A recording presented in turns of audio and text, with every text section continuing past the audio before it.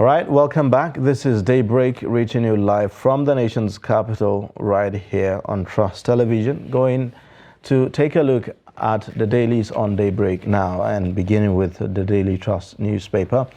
It has the lead story on ASU strike. It says FG under pressure as students ground Lagos airport. The writer says domestic foreign airlines suffer delays. Gbajabiamila meets Adamu, ASU leaders today. And then you also have court rules on government's suit tomorrow. You have the pictorial there showing you the students' protests yesterday in Lagos, where we understand that the road to the Lagos airport was blocked, and you could see how rowdy that place is. Now, very interesting picture there where you have 3 men on a motorbike. It looks like an exciting moment for them, you know, despite the disruption that may have caused them. You also would find other stories above the lead story. It says 2023 campaigns, Lawan, Baja, Jega, Kuka, caution against hate speech. Queen Elizabeth II's funeral testament to brotherhood among nations, says Oshibajo.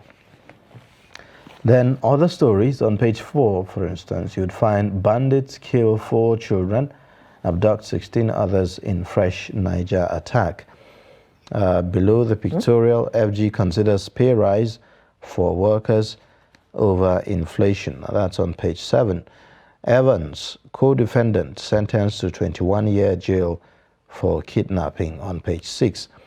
NDLEA seizes 193 billion naira cocaine in Lagos, arrest 5 barons. That's on page 7.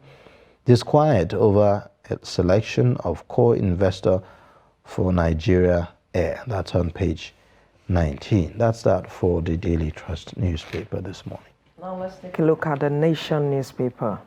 The Nation newspaper has a lead story that, well, I think will make some Nigerians happy.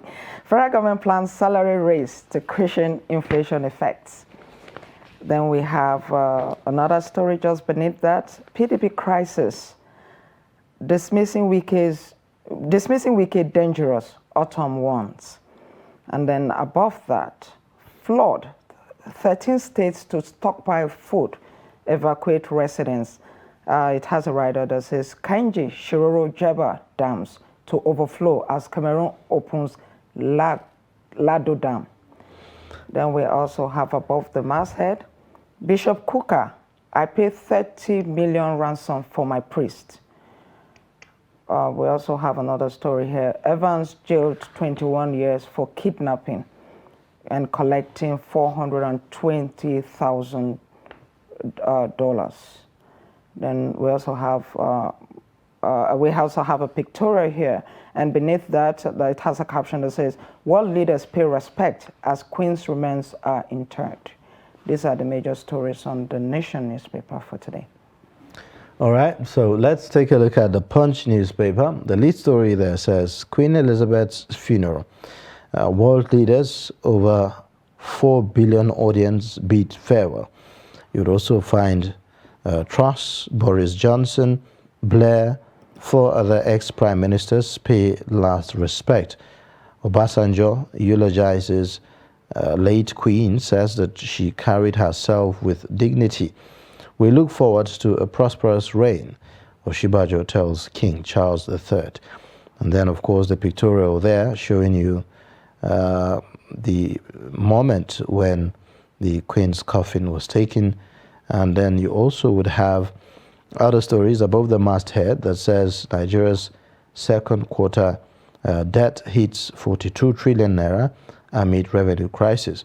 Buhari to launch $100 billion SDG financing framework. National Assembly resumes 2023 budget. CJN confirmation top agenda. NDLEA seizes 194 billion naira cocaine in Lagos, arrest 5. And then you would have below the pictorial, corruption running Nigeria Fuel subsidy organized crime, says Obi. SANs react as Evans, ex-soldier, back 21 years. Students target Apapa port after airport road blockage. That's that for the Punch newspaper. Over now to the Tribune newspaper. The Tribune newspaper has a lead story that says, reps raise alarm over plot to sink Nigeria through fuel subsidy. It has the writer that says, we are subsidizing neighboring countries. Beneath that, placeholder running mate. Court strikes out PDP suit against Tinubu Obi. Also, we have anxiety as INEC unveils final list of presidential NAS candidates today. Then also we have the pictorial here showing the burial of Queen Elizabeth II. World leaders witness Queen Elizabeth's ground burial. Also, just beneath the masthead, ASU strikes, students protest ground activities at the Lagos airport. Set for showdown with police over planned shutdown of Ilorin airport. No plan to shut Abuja airport, NAN says. Disowns protests in Lagos. Reps leadership to meet federal government ASU delegation today. Right above the masthead, we have NDLA busts cocaine warehouse, seizes 193 billion worth of drugs in Ikorodu. Evans to spend 21 years in jail for kidnapping. And also on the Tribune, we have at HID Awolowo's memorial, cleric bemoans neglect of youth's future. Those are the major stories on the Tribune. All right. So let's take a look at the Guardian newspaper this morning. The lead story says, payment of fuel subsidy is organized crime, says Obi.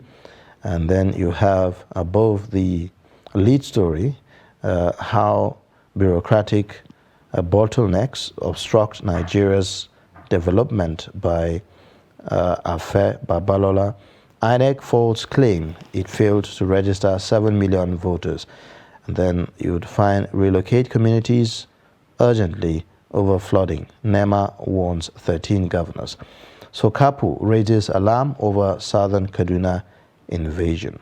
And then, of course, the pictorial there shows you the protests of students in Lagos and also the burial, the funeral, the state funeral of the late Queen Elizabeth II in London. And also you have Tinubu appoints Akeredolu as Southwest campaign coordinator.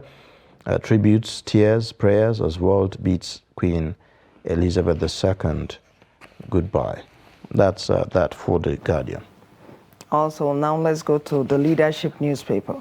The Leadership newspaper also has the lead stories on the burial of the Queen. Queen Elizabeth II well bids final farewell to Her Majesty. The first writer, King Charles fights back tears as Queen's coffin is lowered into royal vault. Biden, Macron, Truss lead other world leaders to the final rites. Country's solidarity, testament of brotherhood. This is coming from Oshibajo. Above that, court dismisses suit seeking to bar Tinubu Obi from presidential race. We also have, leadership also has the story on the students' protest. Students shut down Lagos airport over ASU strike. Above the masthead, bandits abduct 60, kill 4 in Niger, Kaduna, demand 200 million naira. NDLA uncovers 193 billion cocaine at Lagos warehouse. These are the stories on the Leadership newspaper. All right, now to get perspectives on this, we have in the studio Salmon Salami, Media Director, Justice Pen Alliance. He joins us to give us perspectives on the stories on the front pages. Good morning. Thank you for joining us. Good morning, Stella, because of I always say ladies first. Yeah, you are good morning. Good morning. Good morning. Thank you for having me on Daybreak. Yes. Well, a lot of issues really to chew this morning. Let's begin with the Queen Elizabeth II's funeral yesterday. Quite a lot of reactions really from Africans and Nigerians also as regards the death of Queen Elizabeth II. Amidst all that has happened initially it was about, the colonial past and how a lot of people were reacting to the fact that, Africans are not mourning, the death of Queen Elizabeth. But we've seen, a large number of African leaders at the funeral. Our own vice president said, he says, it signifies brotherhood and all that. But aside all that, what others are also bringing out on social media, if I may go that way, is the fact that some pointed at the protocol. So you have the U.S. president allowed to use his convoy to the venue, and then you have African leaders on a bus. On a bus, all lumped up together, and all that. So, and not just African leaders, actually, you have Asian and other European leaders as well in that same bus. So, but that's the narrative that we are hearing now. What's informing all these kind of reactions? Well, African leaders conveyed in a bus. Are you surprised? Did you read Animal Farm? All animals are equal. Some are more equal. To me, I don't really think what should be of paramount interest to us is the mode of conveyance of leaders.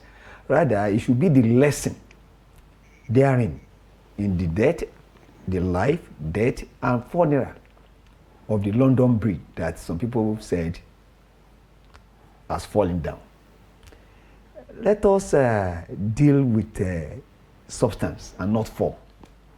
Rather than the way our leaders were conveyed, which to say the least is unedifying, we should rather look at the life and times of the Queen. Clearly, the Vice President captured it very well, saying that it's testament to the spirit of brotherhood. And it is. The woman carried herself very well. Minimal scandal. That should be the lesson to the world.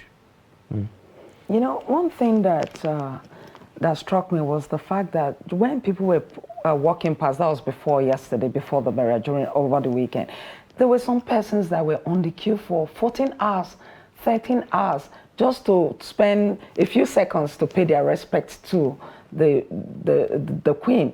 And I was wondering, is that a scenario possible? Like, do you think that other leaders can look at that scenario and say, okay, I want people to look at me like this when I'm no more? Because it didn't look like they were forced. They were not forced. They were there voluntarily, and they were on the queue for that long. What does that teach you? What does it convey to you? It only means that people do appreciate good leadership, responsible leadership, responsive leadership. They weren't coerced. They were even happy, waiting. It only means that we should spend time on things that will outlive life. It is not the life that matters. It is how impactful your life is. And the lesson, the takeaway is this: let us spend this life on things that will outlive life. But to be fair to other world leaders, this is a queen who has been on the throne for 70 years. That's an entire lifetime of some other persons. So isn't it expected that she would have had that kind of influence, having been on the throne for that long? It is not guaranteed. Longevity is not a guarantee for solid, balm, and eventful funeral. It has to do with what did you pack into the life. Murtala did not live for 70 years. Up to today, we still remember Murtala Muhammad. Babawolo, yes, of course, he lived for more than 70 years. What we are saying is this: legacy. But for Africa, is there really any legacy that we can actually say, well, this is something that, is quite commendable and something not to be forgotten? Few and far between. Very few and far between. But there are still some leaders. There are still some African leaders that to some extent, they did live well. But the truth... No, I'm talking about the Queen now in regards to, her own legacy on the African continent. They look at the setting. This is monarchy, right? It is monarchy, and it's still well respected, and it is still one of the enduring values of UK. Imperialism is almost gone in Africa, in which case the decision has almost overlived its usefulness. Whether that is true or not, it's left to be seen. But honestly, they still respect their tradition, and it was obvious.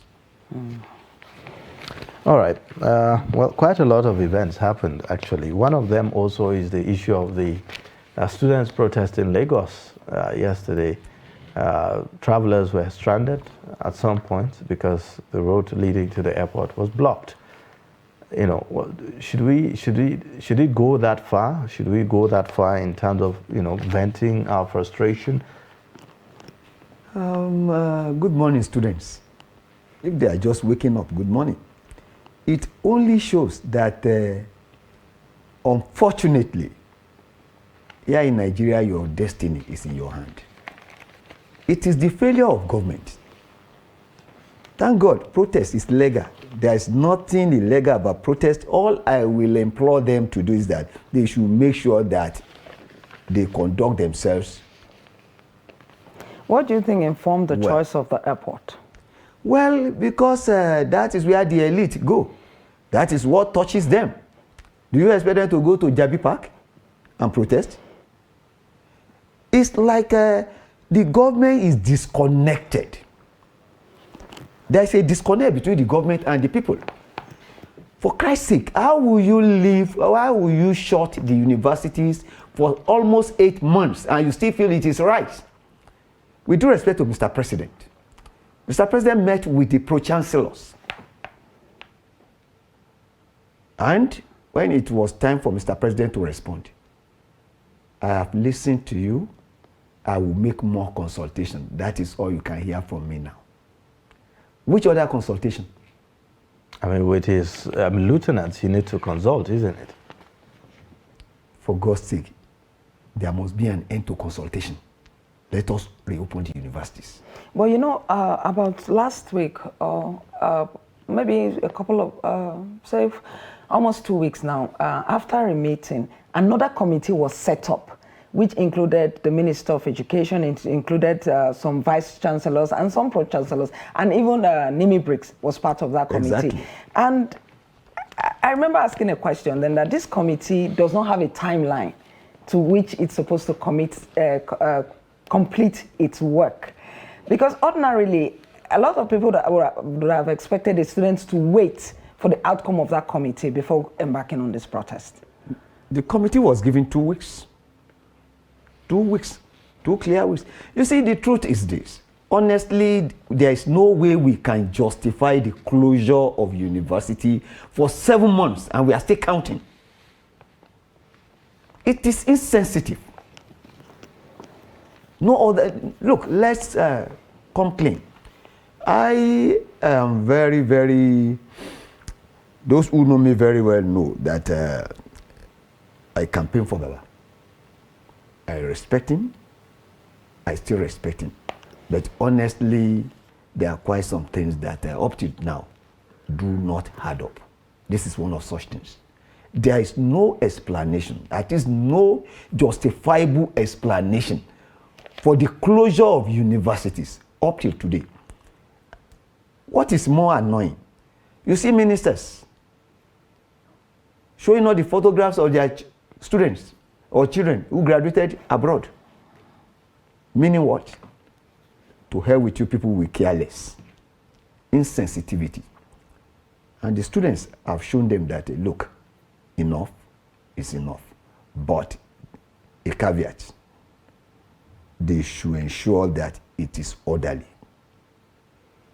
They should eschew violence. Thank God, protest is in order. Mm. Well, the students we are also understanding that their next point of call will be their papa ports and all that. So definitely that will have an implication on the economy if they go that way, isn't it? My dear, you see, you don't seem to understand or to appreciate the how do I put it? These our children, they are frustrated. Their level of frustration. Quite many of them have taken to crime. Quite many of the students are in the cell now. Why? You know that any empty hand, devil will find a way of giving that empty hand or idle hand a job. And it is unfortunate that this stage, this phase of their life is such a phase that they are ready to experiment with anything. So idealistic. I am not justifying crime. Never. I will not. But what I am saying is this. We should appreciate that knowledge is power. And the future of this country is in these youths. If we feel that the future belongs to them, as we normally say, that which I see as a cliche anyway, the future belongs to them. When is the future? When will the future start? Future starts when? Okay. All right. There's also this story on the Daily Trust newspaper just beneath here. Disquiet over selection of core investor for Nigeria Air. Nigeria Air is supposed to be launched next month. That's after a lot of postponement and all of that. Should this be happening at this point? Disquiet over core investors. Captain Adi Sirika, Senator Adi Sirika, so to speak, I'm sorry. Senator Adi Sirika is somebody I have tremendous respect for.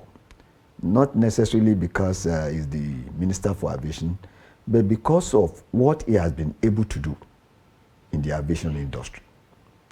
Together with Captain Musa Nuhu, the DG of NCA, Nigerian Civil Aviation Authority, they have really projected this country well. Do you know that in the last 1 year or so, in the last 3 years or more, there's no serious air mishap. All right, but on the Air Nigeria thing, they are taking their time. This is a route well beaten. This is before President Muhammadu Buhari got elected in 2015, he had made a promise to ensure that we have Nigeria, an airline, a national carrier. That was before he got elected in 2015. This is 7 years down the line. And we're still hearing this. This is after several postponements. Well, maybe they want to get it right. Some persons may think that 7 years is a long time to get it right. No doubt about that.